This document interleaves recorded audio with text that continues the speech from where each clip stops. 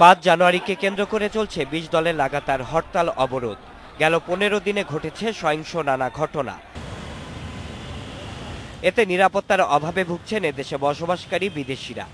আর যাদের কাজের প্রয়োজনে এদেশে আসার কথা তারা বাতিল করছেন তাদের হোটেল বুকিং।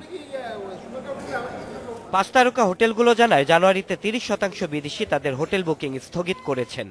এর মধ্যে ইউরোপ ও আমেরিকার ক্রেতাদের সংখ্যাই বেশি। উইন্টার সিজনের দিক এই পিরিয়ডটার সময় ফরেন বায়ার্সদের খুবই চাহিদা বেশি থাকে ঢাকায় আসার জন্য, কারণ তাদের বিজনেস রিলেটেড অনেক এখানে স্পেশালি গার্মেন্ট বায়াররা ইউরোপ থেকে এবং নর্থ আমেরিকার সাইড থেকে এসে থাকে।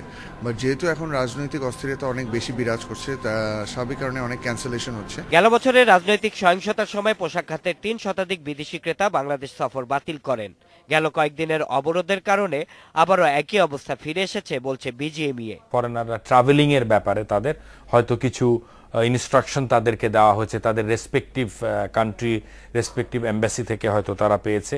সেই কারণেই আমরা শুনছি বিভিন্ন ফ্যাক্টরি থেকে, আমাদের মেম্বার ফ্যাক্টরি থেকে, যে কাস্টমাররা তাদের মিটিং অন্য সময়ে নিয়ে যাচ্ছেন, কেউ পিছিয়ে দিচ্ছেন, কেউ বলছেন যে ঠিক আছে তোমরা বাইরে ট্রাভেল করে আসো, বাইরে মিটিং, দেশের বাইরে মিটিং হবে, কেউ আবার ক্যান্সেল করছেন। সময় মতো পণ্য পাওয়া যাবে না এমন অনিশ্চয়তায় তাই অনেক ক্রেতাই এখন ঝুঁকছেন প্রতিযোগী দেশগুলোতে। ইতিমধ্যে ভারত, কম্বোডিয়া আর ভিয়েতনামে কাঁচামাল ও মূলধনী যন্ত্রপাতি আমদানির পরিমাণ বেড়ে গেছে। এতে 20% রপ্তানি আদেশ হারানোর আশঙ্কা করছে BGMEA. Shaon Hasnat, independent news, Dhaka.